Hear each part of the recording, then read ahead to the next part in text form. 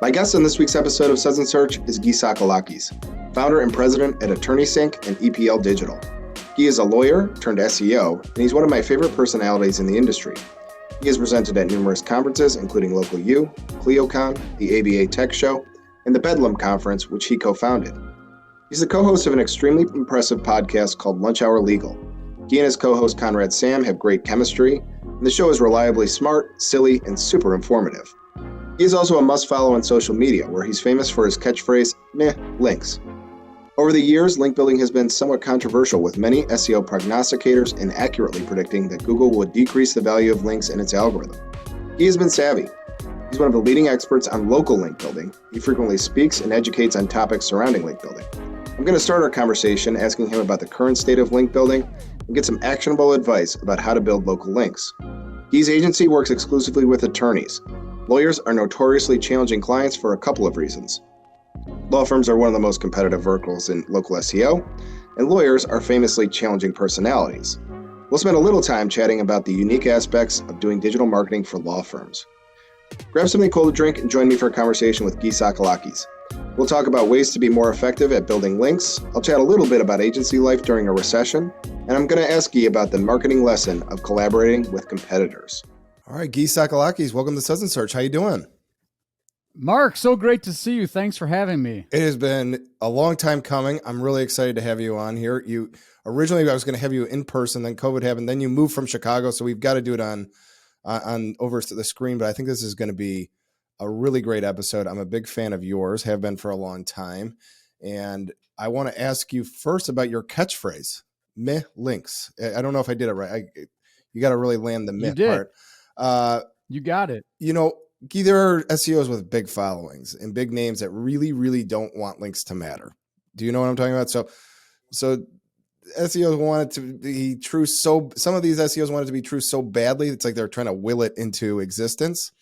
But, you know, I've been doing SEO since really like in earnest since 2009. And the one area of SEO, things change, things evolve, but the one area of unbelievable consistency has been links, the value of links, the way that Google has looked at them. You know, after years of, AI and people trying to, and sometimes succeeding at gaming link building, this is still a really important ranking signal. Google just can't quit links, whether they want to or not. But there's got to be something about links that they're just a superior way to rank sites, I suppose. Why are links so important even still today to search engines? I think you hammered a lot of it there. Essentially, Google is a link-based search algorithm. And so I know they would, if you watch their search engineers, they'll be like, we want to create the Star Trek computer. We want knowledge graph. We want to understand the world. And more power to them. That's a tough thing to do. They're getting better, but their best proxy that they have right now for, editorial content votes is links, right? That links is the great gatekeeper, because you can't just go throw links up on CNN, right? Somebody's got to add the link there. And that's the thing that keeps the barbarians at the gate. Is it gamed? Yep. Is it manipulated? Yes, it is. But at the end of the day, like I always tell people, and that's really where Meta Links is all about is, look, you can do all this fancy stuff you want. And I don't dismiss technical SEO. I don't dismiss content marketing. Those are really, really important. But at the end of the day, show me a search result where the majority of the listings are on domains that don't have any links. I challenge anyone who's watching this, send me the SERP. I've seen you do this, and so far it's crickets. So I watch this closely. Why does it stir up emotions? That's the one thing I don't get. Is like you can talk about technical SEO to your point all day. People will pat you on the back and give you a thumbs up and stuff like that. And you can talk about you can talk about all these different things that it's almost like those are loftier topics to talk about. I don't have a problem. Like, why does this stir up so many emotions on SEO Twitter and elsewhere? Yeah, I think there's a lot of reasons. I mean, one, Google's search algorithm is not the same as their PR team. Yeah. That's another thing I always tell people. Like, well, Good Google point. says this. Yeah. I'm like, Google, these people don't get paid to help you rank organically. Right. They're getting, and again, they don't, they don't have to go out of their way and give us a lot of information. They do, and I'm grateful for it. Like, don't get me wrong, I'm appreciative of it. But again, you got to think about the motivation, and that's the thing is I said before, like, I'm not a search engineer. All I look at it is like, I'm like, this is what is ranking, right? We get links and sites rank, but I think people get emotional because they watch an office hours hangout with webmaster people from Google, and they're like, Google says don't do this. And guess what else? They're annoyed. They're annoyed that these spammy link builders are outranking them for their amazing, Shakespearean content that they're creating. Yep, bingo. I think that's right on. So I think there's two problems. There's something you mentioned before, that it's perceived as manipulation, gray hattish, if you will, sometimes straight up black hattish. But the other problem with link building is that it's hard, sucky work. It's not enjoyable to do a bunch of outreach. I think there's always been this hope that you can make it easier, but you just can't. It's always been just a slog. Maybe for people who are with you, they want to try and invest more in link building. Have you figured out a few tactical things to make link building easier, or maybe at least more enjoyable or more effective?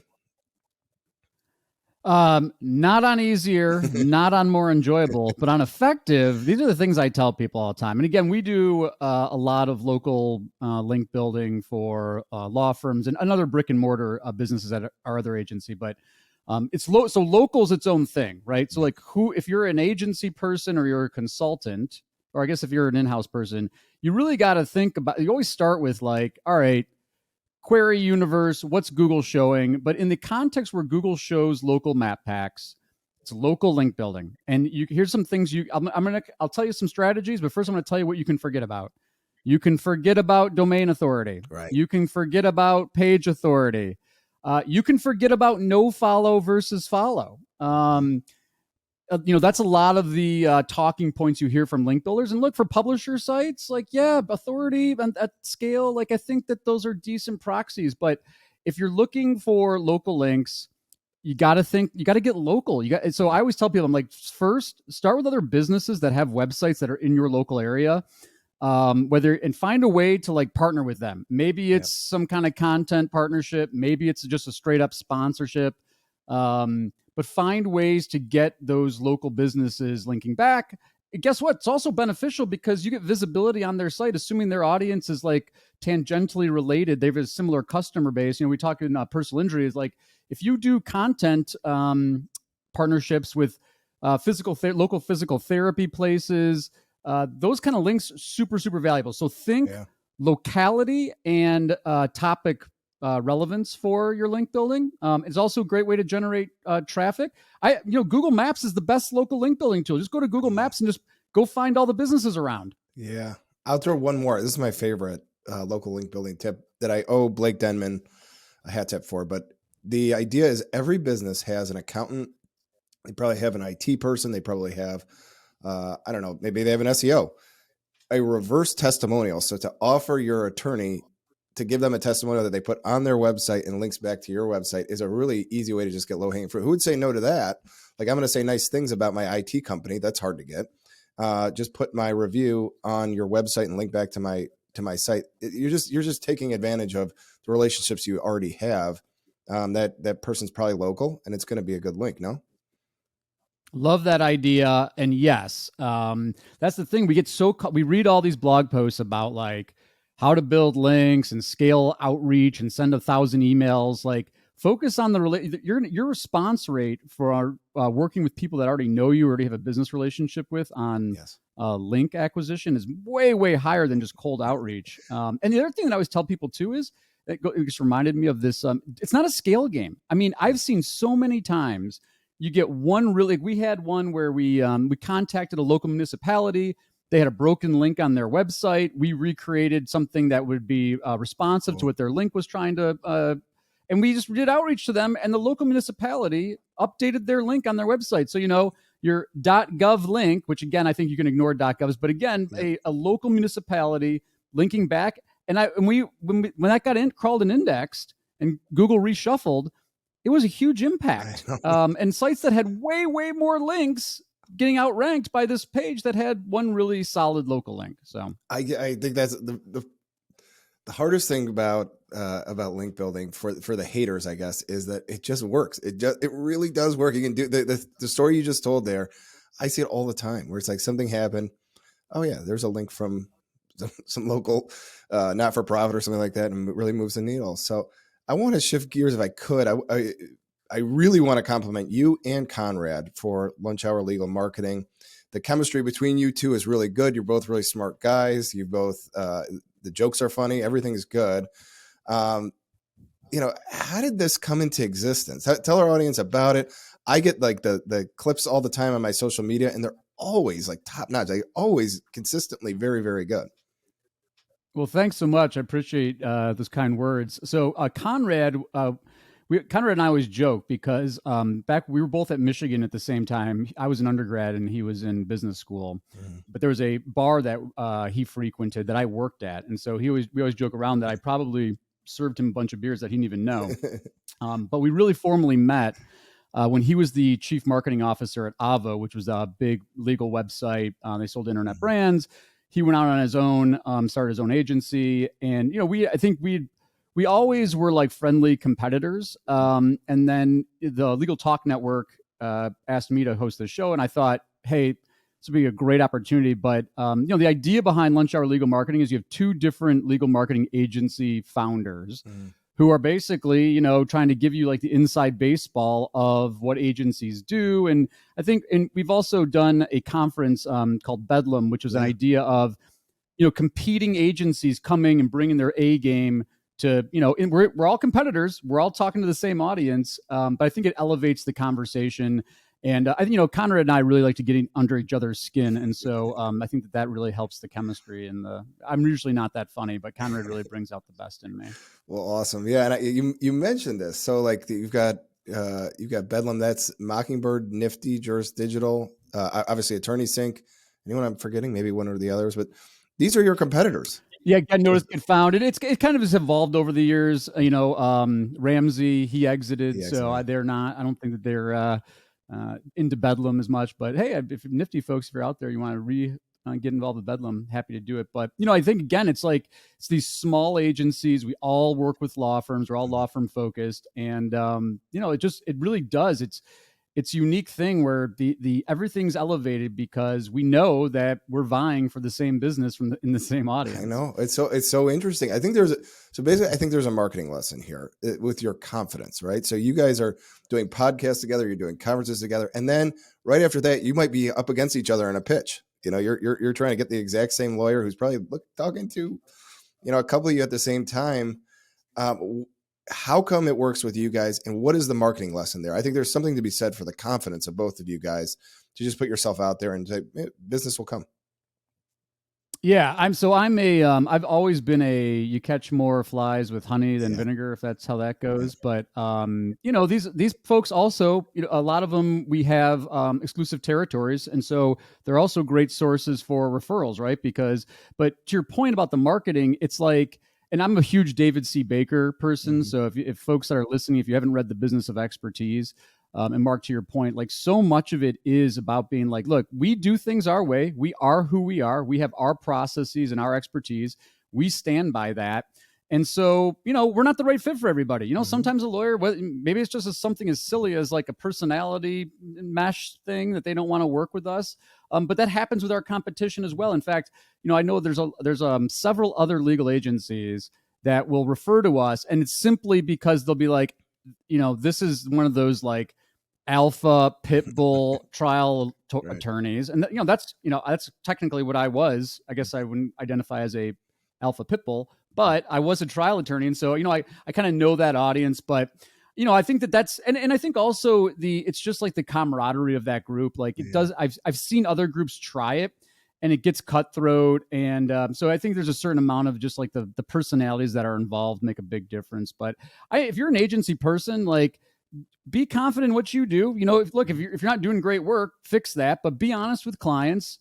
Take accountability for your mistakes and own it. And I'm telling you, it's been a really, really positive experience to be able to build those relationships. Well, awesome. And, you started in on this. I wanted to ask you about working with lawyers. So I don't want to speak for everyone in local SEO, but lawyers are notoriously difficult, right? That's for a lot of reasons. I think for one, it just is actually difficult. It's a competitive space where if you want to rank for, personal injury terms in Chicago, it's like you're fighting other black belts over and over again. So there's that part of it. And then the second part is, I don't believe in stereotyping anyone except for personal injury attorneys, but they are challenging clients from a relationship standpoint. I mean, they are. So this is all you guys do at AttorneySync. How do you navigate? How do you get into understanding these attorneys, winning those tough competitions on, really competitive search terms and dealing with the personality at the same time? Yeah, I think some of it is, I always tell my mom I'm so proud I have the dubious distinction of like two of the worst professional titles of all time. Personal injury trial attorney and search engine optimization spammer. And so like that intersection, it's like, I think that that helps though. Yeah. And, I think you mentioned it. So much of it's just expectation setting and education. These lawyers, they're great in the courtroom. They know how to argue their case. They know it. They can sniff out BS really, really fast. And so if you're not straight with them and you're not setting expectations properly, they'll call you out for it. But even when you do that, it's still, trial law takes a certain type of personality. And so certain personality types gravitate to it. But, at the end of the day, like you said, I think it's fun. Legal's super competitive, which is part of the fun.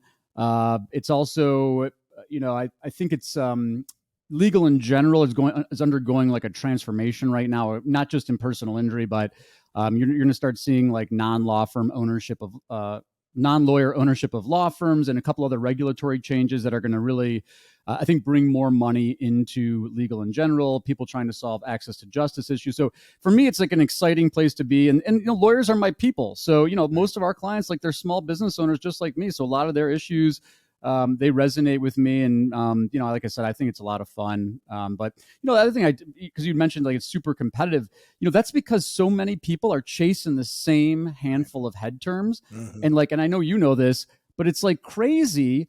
Like Google is a research, it's an ad platform, first of all, but the organic part is a research engine. And so it's all about the long tail. It's those questions that potential clients that don't even need they need a lawyer yet.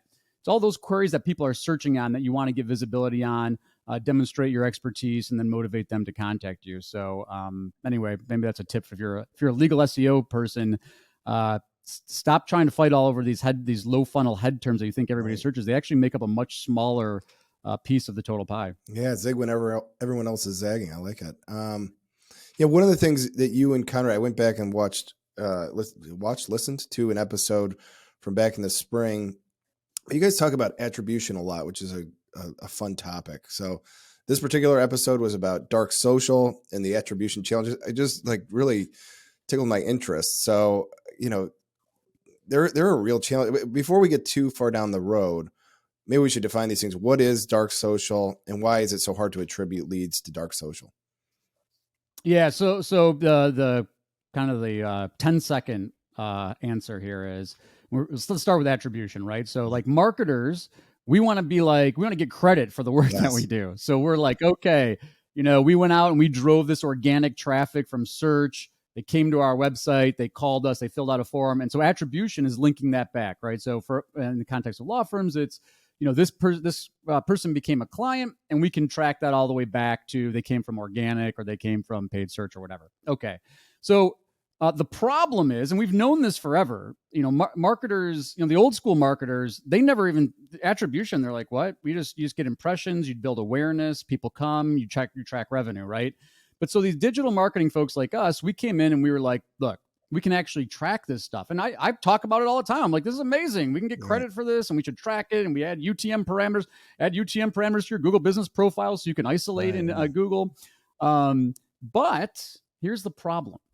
Not every customer or client follows that linear conversion path. It's not always search, click, call, hire. And so what dark social is that, how do you know someone goes to they meet you at a networking event and they go and they do a search and they click on your website. Maybe they clicked on an organic listing. They click on your website and then, but they didn't contact you. They just wanted to learn more about you. Right. So then later they come back and then maybe they see something you post on LinkedIn, and your attribution system's catching all these touch points, right? So they, you get cookied, or maybe you got first party data because they filled out a form, you got their email or something. So you're tracking them and you're seeing them, they're coming through all this stuff. But guess what's not going to be in there? That networking event, right? That networking event's not showing up in your attribution. And so that's the idea of dark social, is that there's all these things that we've done historically that generate a lot of business. They generate a lot of word of mouth, a lot of awareness, a lot of brand affinity. But we get so myopic about thinking about these attribution systems that we forget about all this good other marketing stuff that actually drives revenue. So, and I'll tell folks too, Refine Labs, go check out what Refine Labs is talking about. They've got, blanking on their podcast, but I think Chris Walker does a really, really nice job talking about a lot of these things. And I think we're going to see a pendulum swinging. I think we're going to start seeing people being like, look, we got to take a more holistic look at this with qualitative form fills. Like, how did you find us? Like those old fashioned types of things, because that qualitative data on how people are finding you, like, otherwise you optimize yourself into a box. You're like, oh, everything came from paid social or everything came from paid search. And it's like, no, it didn't. It's just you have last touch attribution set up. Correct. Yeah. There's a study Google did. I think I have this right. So Google found that on average, people will do a search 66 times before they buy a car. So that's just the search part of it. Like people will research and research. There's like a story of one person who did some unbelievable amount of searches before buying a Subaru. It's like this isn't, this last click attribution model is not how it happens in real life. It just isn't.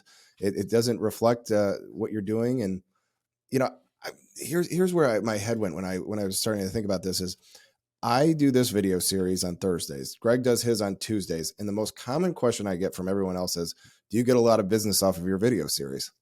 Like, I know it helps. I don't know exactly what to attribute it to. I mean, it's like impossible to measure some of this stuff. It's just, it's good. It stays in people's social media. It's kind of the point you're making. I think it's like, it's the greatest thing about digital marketing is we have all this data and we have all these metrics, but you can kind of get drunk on the data and sort of get tunnel vision. Do we always need a metric with a 3-letter acronym to prove the value of everything we do? I don't know, So exactly. And I'm a big, do both, right? So so we're going to, you watch over the next several years, everybody's going to be jumping on this, dark social and, attribution it's broken, blah, blah, blah, bandwagon. And the truth is attribution is just fine. It does a lot of good. It helps inform a lot of things.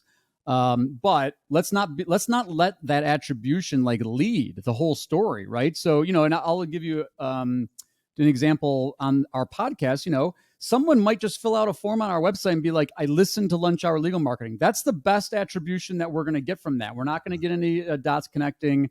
But then if you layer in also where the platforms are going with privacy, where Apple's going with privacy, we're going to even be more in the dark with our attribution stuff than we have been in the past. They start phasing out third-party cookies over the next couple of years. And so again, it's like, you got to kind of open your mind up to this idea of what these folks would call demand generation, right? Mm-hmm. So like when people watch Suds and Search, now you're in their mind, you're renting space in their head, your brand's renting space in their head.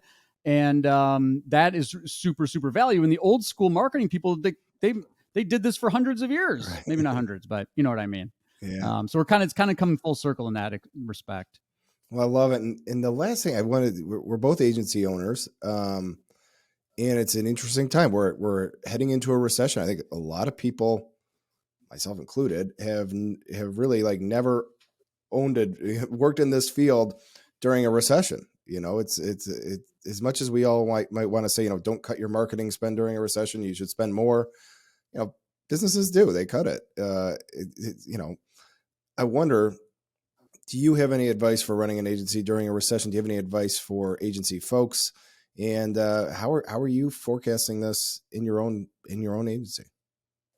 Great question. So I am actually one of these fortunate people that this is my second recession because we founded AttorneySync in 2007-8. Okay. And so we were brand new, so super fragile. But to your point, a couple of things I would say. Number one, if you are fortunate enough to be able to position your agency to focus on a vertical that is not likely to be impacted as much by the recession, I would start doing more marketing, content marketing around that, or maybe adjust your positioning or kind of the audience that you're going after, right? Because not everybody goes through it. There are certain businesses that actually do better in recessions. I'll let folks look that up on their own.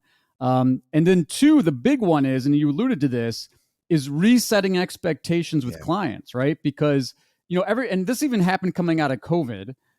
We work with some clients in the higher education space, and so during COVID, everybody's at home, they're not going to work, they're on lockdown. They're like, all right, might as well go get a degree or a certificate, go get an online MBA or something. And so numbers exploded for online higher education. And then the next year came around, and everybody's going back to work, and they're out and about again, and they're like, well, we got to hit. What about what's going on with our year over year? Yeah. Why over why? And it's like, well, hold on a second. The macroeconomic situation is totally different. So start having those conversations with clients now. Yeah. But again, you made this point too. Harvard Business Review, there's several studies on this. Mm-hmm. The opposite is true. If everybody else is pulling out, guess what? There's more share of market to be commanded. Yep. Your cost per clicks are going to come down in ads. People aren't going to be as competitive in their content marketing and their social media because they're going to be dialing back those budgets. So, focus on the industries that are still likely to be growing during this downturn.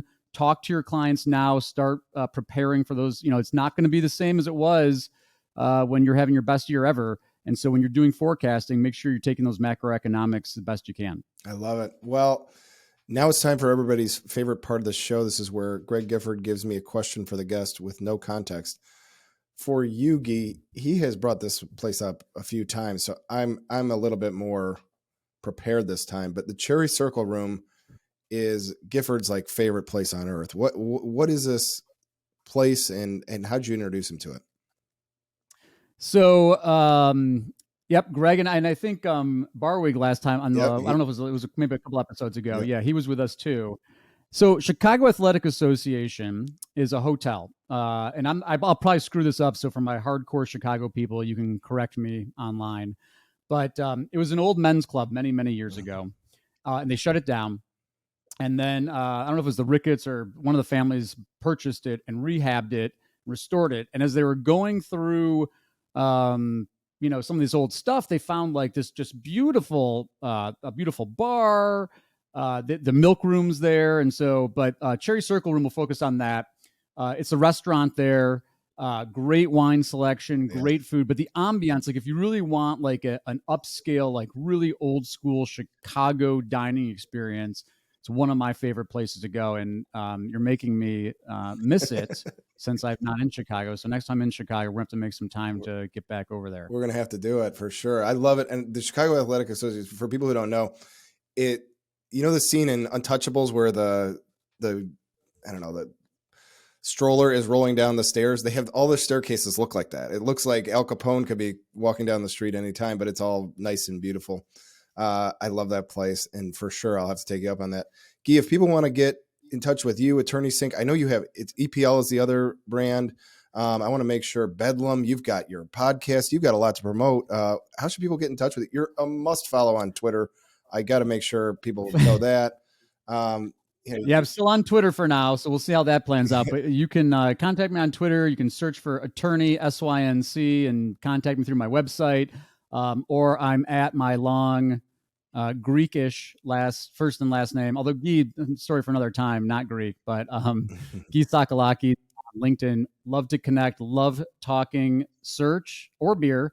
And Mark, thank you so much. It's been a blast. Oh, I love it. It's been a long time coming. Gyi, you're one of my favorites. Let's do this again. Steak on me next time you're in Chicago for sure. Deal. Great to see you, Mark. All right, brother. Cheers. Signing off for now. We'll be back next week with another episode of Suds Search. Thanks, Gyi.